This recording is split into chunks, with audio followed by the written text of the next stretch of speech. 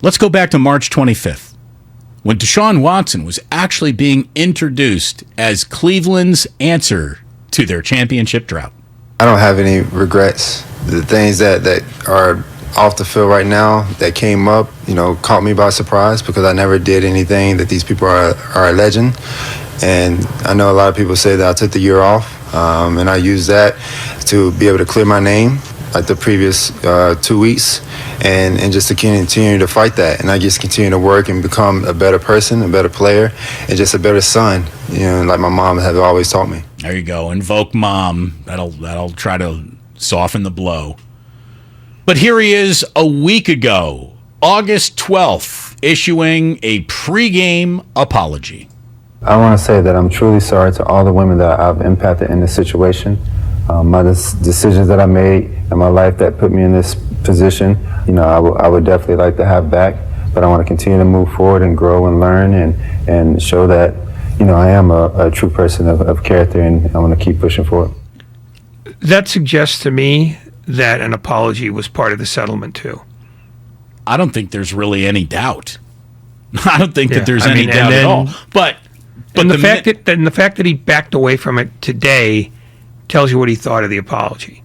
Just it's I got to do this, so I'll get it over with, and I'll walk this back as soon as I get a chance. Well, and that's exactly what he did today. Here he is from this afternoon on NFL Network. I apologized beforehand. I think the second time I spoke to you guys, I actually apologized. But I think for some people, it didn't maybe register as I was apologizing. But, I just wanted to clarify, I was apologizing to all women and people that was affected about this situation because it's definitely a tough situation.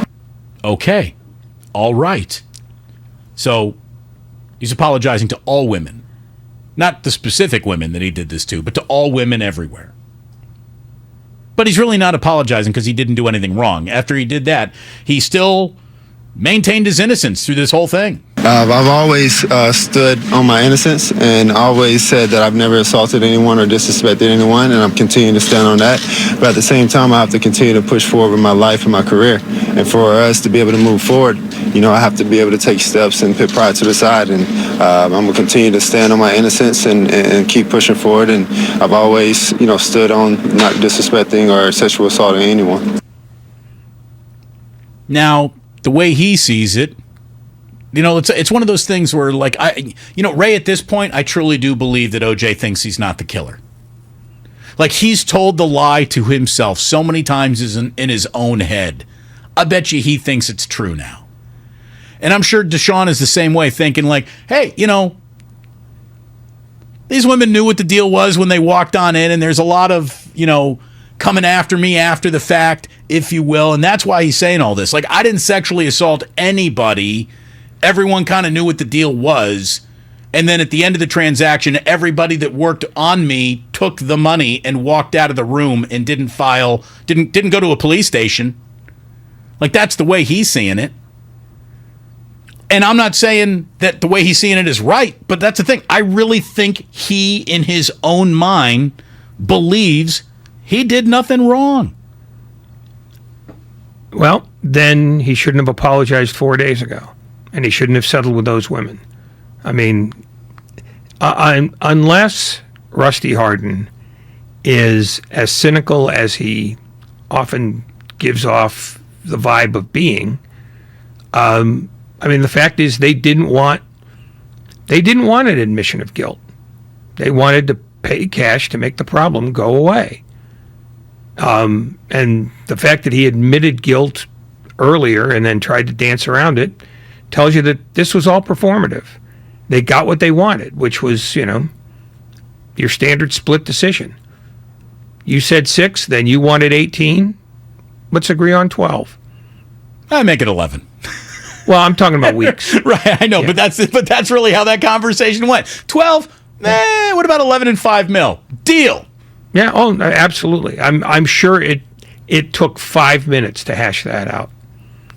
I mean, at some point, a lawyer for the league called a lawyer for the PA, said, "What are we doing here? Let's get this over with. Let's go out and get a steak." And they did. Maybe Watson has the Costanza logic. It's not a lie if you believe it. Thank you very much, 510. It's not a lie if they take the check. And by they, I mean the league. Asked, why apologize if you're innocent, Deshaun said. For everyone that was affected about this situation, there was a lot of people that was triggered. But not the women that accused you of this? I've apologized to all women. So anybody that was affected, even yourself, everything. So I'm apologizing to everyone that was affected about this whole situation. There you go. So basically, my apology, it's the Hail Mary. It blanketed the whole field. It's the prevent defense of apology. It's shutting down all the blades of grass. Yeah. It's are you apologizing to any specific women? All women specifically. yeah. Oh, man. What an ugly, ugly, ugly day. Deshaun, what are you going to go learn in therapy? How are you going to be a better human after sitting down in therapy?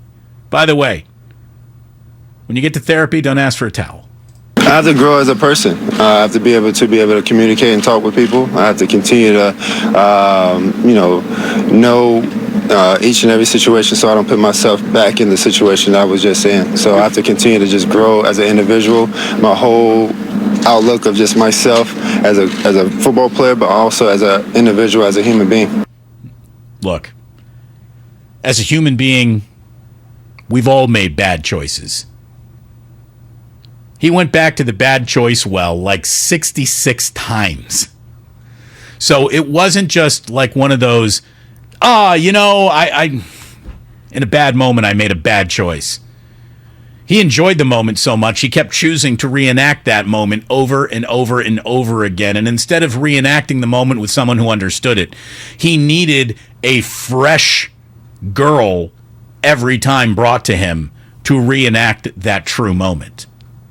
That's what's just so that's where the word predatory really does come into play. He was looking for his next oops, look what happened situation. Yeah, he's because let me tell you how massage therapy or any therapy works. When you find a therapist you like, you stay with them. That's how that works. That's how all therapy of all kinds, physical, mental, whatever. That's how it works. When you find someone you're comfortable working with, you become a repeat customer. Yeah, I don't know what's left to say. I mean, it's you better figure it out because 554 isn't coming anytime soon. Well, no, right? we're not going to do this for 3 hours, are we? I mean, all I'm saying is we've covered it. Everybody smeared themselves in shame today. Everybody. But Jimmy Haslam has yet to come to the podium, Ray. It's important to remember Deshaun is 26 years old, okay, and is a high-level NFL quarterback. That's what's important to remember. Yeah, well, that's what he remembers. That's what's important to remember. He's 26 years old and a high-level quarterback. In a just world, somebody would have had a tranquilizer dart that they just would have shot into his neck before he got to speak. Did you see his wife joined him up there too? Oh, well, she's a part owner, so absolutely. I mean, part owner or human shield for this specific topic at this point? I think part owner. I mean, they might want it to look like human shield, but her name's on everything too. So, yeah, I'm not giving her any credit. You know, she's not a victim here.